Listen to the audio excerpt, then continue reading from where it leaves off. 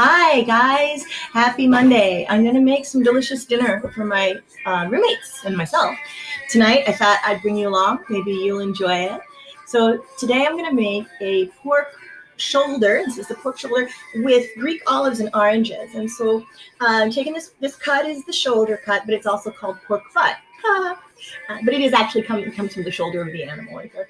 So it's a great cut because it is from the shoulder, so it gets a lot of work when the animal's live, and that means it's a little on the tough side, which makes it perfect for braising.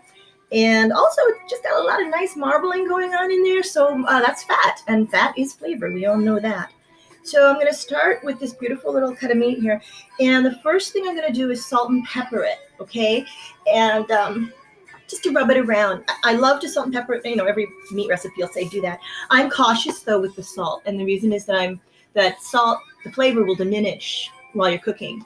So if you add a lot of salt throughout your process, and I know everybody says to do it, I know, I got that part, but you will end up with a product that has a lot of sodium that you can't actually taste. So I'm a little on the cautious side, plus I'm putting olives in, and they have salt, so it will be good. Then what I want to do is I want to make a little rub of orange zest and garlic. So the zest is the nice little orangey part outside when you get to the white part, that's the pith. You don't want to use that, it's very bitter. The zest is wonderful, and you can use any kind of zester you want to use. You know what? I broke a cardinal rule of living, and that is that I did not turn my phone off. That's what you hear in the background. Oops, right? So there's zest of one whole orange is really great, okay? And then maybe 2, maybe 3 cloves of garlic. It really depends on what you like. I love garlic, so I'll put a ton in. This is a great way to open your garlic peel here, is just crush it with your hand. Notice that I'm having such an easy time of it right now. There we go, right? And you can use a knife or you can use a garlic press. Either way, whichever one you want to use is good. Depends on how you like your garlic. And again, for today, I think I'm just going to go ahead and crush it because it's pretty face. So much easier. So I just want to tell you guys, my camera is on my computer and I'm all by myself. So the camera is currently sitting on this, I said it was so easy.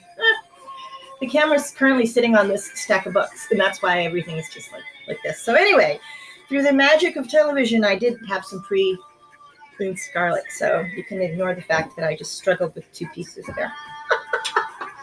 Oops, these things happen, right? So we've got the orange zest and the garlic on this beautiful piece of pork, and what I'm going to do, I'm going to put it in my crock pot. As I said, it's a great cut for braising. Hot pot's a great thing to braise with.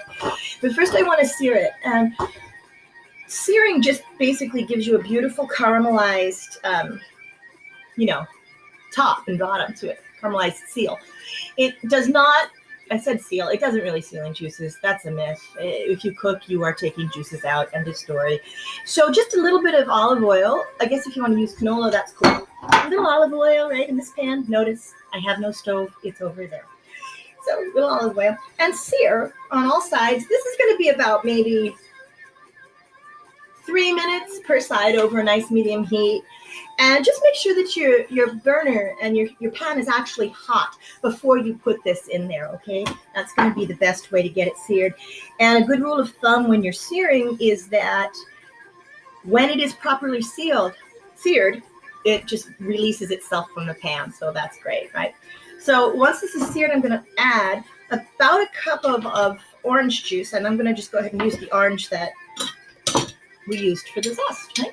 You can use one of these terrific juicers. These things are terrific. But another great tool, fantastic tool, is a plain old boring fork. Okay? It does the job. You'd probably see bartenders who go like this, right? I'm gonna do it.